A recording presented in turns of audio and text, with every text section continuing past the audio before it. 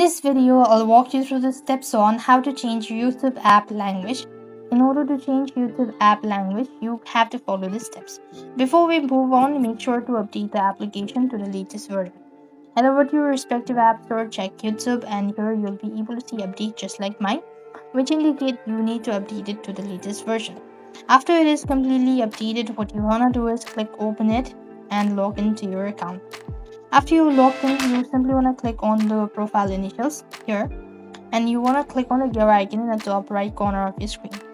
Then move on to the switch account then you simply want to click on the general option. Here you need to go ahead and tap locations or app. Here you want to do it so, and when you actually do it so, you want to go ahead and click on the locations, or then you want to select the location or select English speaking country.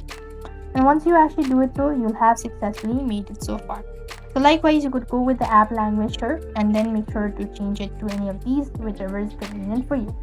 So this is how you could change your app language. I hope the video was helpful. Make sure to like, share and subscribe. Thank you for watching. See you in the next video.